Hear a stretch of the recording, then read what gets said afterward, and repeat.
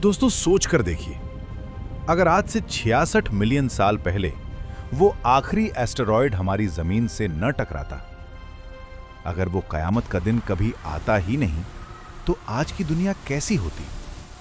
क्या हम आलिशान शहरों में आराम से रह रहे होते, या फिर हमारा हर दिन किसी हॉलीवुड मूवी जैसा भयानक होता?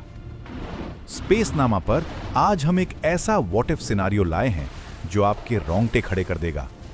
तसव्वुर करें कि आप अपनी गाड़ी में हाईवे पर जा रहे हैं और अचानक एक 40 फुट लंबा टी-रेक्स आपके सामने आ जाए, या फिर समुद्र में सफर करते हुए एक विशाल स्पाइनोसॉरस आपकी शिप पर हमला कर दे।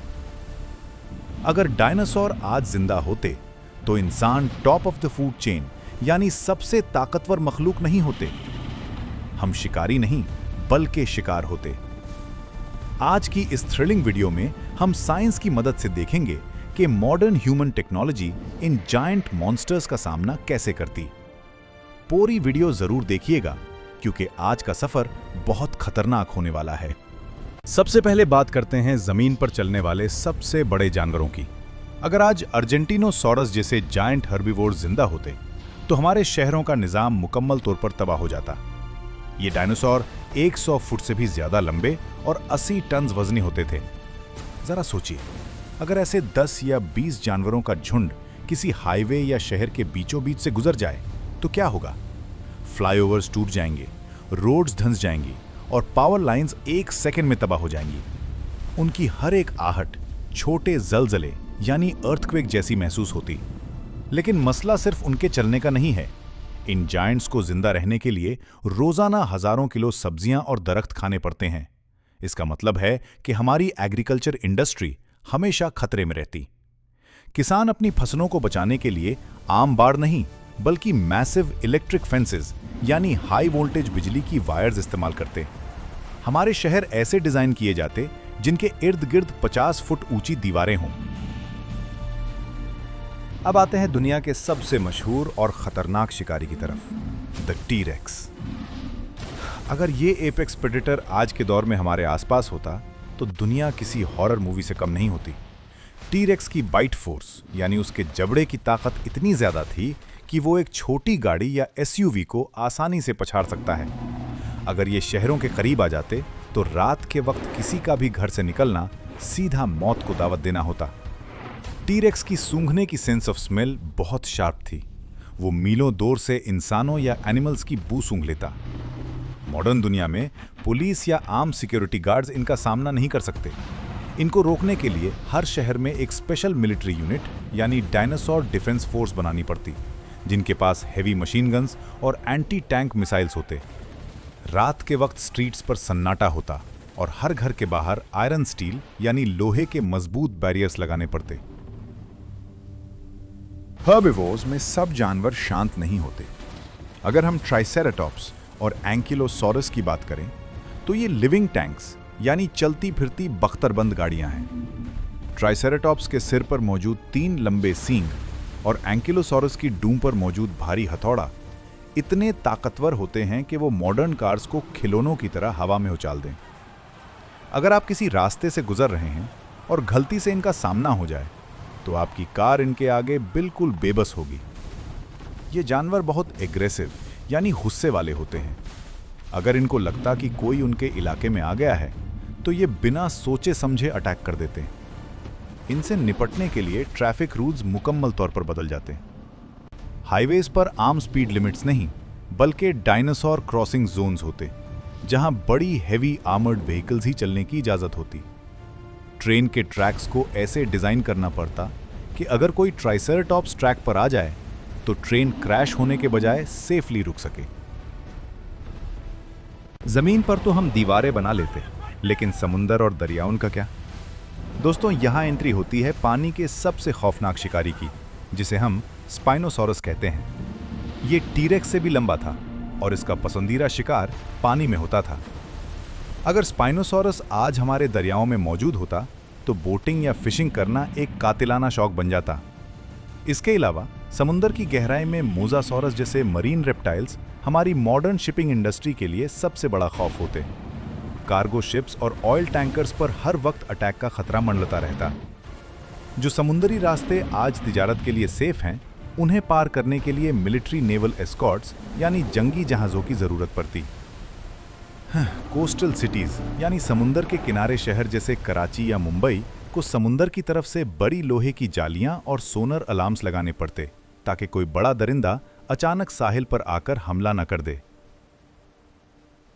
जमीन और पानी के बाद अब आसमान की तरफ देखते हैं।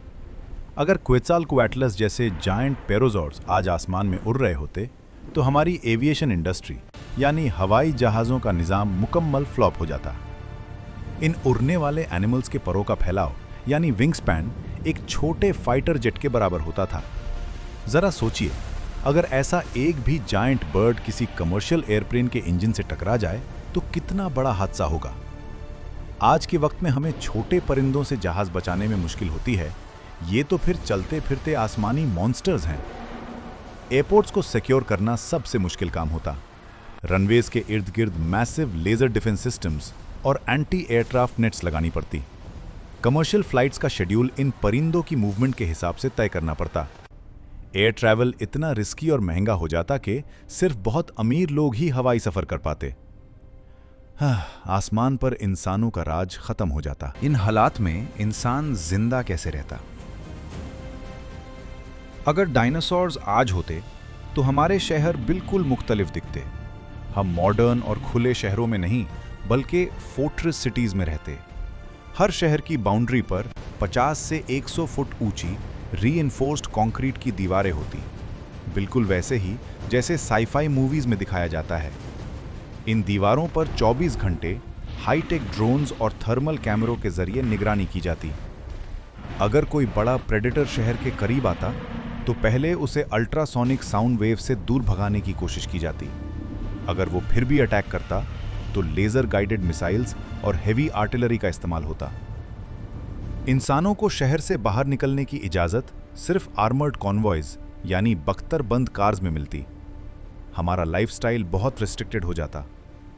दुनिया भर की हुकूमतों का सबसे बड़ा डिफेंस बजट इन्हीं डायनासोर से निपटने पर खर्च होता ताकि इंसानों को महफूज रखा जा सके। लेकिन जहां इंसान होता है वहां बिजनेस भी होता है। अगर हम इन मॉन्स्टर्स को कंप्लीटली तबाह ना करते तो क्या हम इन्हें कंट्रोल करके अपनी इकोनॉमी का हिस्सा बना सकते थे? शायद हां।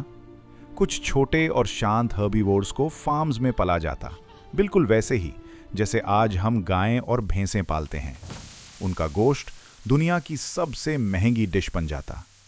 इसके अलावा इनकी मजबूत स्किन और स्केल्स से बुलेट प्रूफ जैकेट्स बनाए जाते। और फिर आते हैं शिकार करने वाले। डायनासोर सफारीज दुनिया का सबसे डेंजरस और महंगा स्पोर्ट बन जाता, जहां अमीर लोग हाई टेक वेपन्स लेकर जंगल में इन दरिंदों का शिकार करने जाते।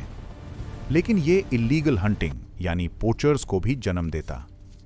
दुनिया में डायनासोर की हदों और सिंगों की ब्लैक मार्केट होती। हुकूमत और इलीगल हंटर्स के दरमियान रोजाना खौफनाक जंग होती, क्योंकि इन जायंट बीस्ट्स के बॉडी पार्ट्स की कीमत गोल्ड और डायमंड से भी ज्यादा होती। लेकिन दोस्तों, इस कहानी में एक सबसे बड़ा साइंटिफिक धोखा है जिसे हम इग्नोर नहीं कर सकते। इवोल्यूशन यानी इर्तका के उसूलों के मुताबिक अगर वो ईस्ट्राइड जमीन से ना टकराता और डायनासोर जिंदा रहते तो हम इंसान और बाकी मैमल्स आज इस दुनिया में होते ही नहीं। जी हां, आपने सही सुना। डायनासोर्स के दौर में मैमल्स बहुत छोटे और चूहों जैसे थे। उनको ग्रो करने और इवॉल्व होने का मौका ही तब मिला जब डायनासोर्स खत्म हुए और जमीन खाली हुई। अगर डायनासोर्स आज तक जमीन पर राज कर रहे होते तो वो हमेशा एपेक्स प्रेडेटर्स रहते।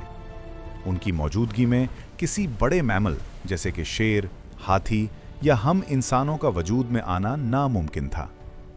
हम शायद आज भी किसी दरख्त के बिल में चुपने वाले छोटे जानवर की तरह होते।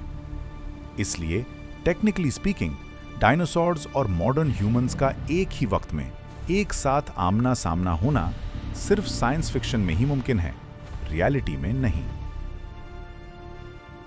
और इसी के साथ हमारा ये थ्रिलिंग व्हाट इफ सफर खत्म होता है। सोचने में ये आइडिया किसी एक्शन मूवी जैसा शानदार लगता है, लेकिन हकीकत में इंसान और डायनासोर्स एक साथ सरवाइव नहीं कर सकते।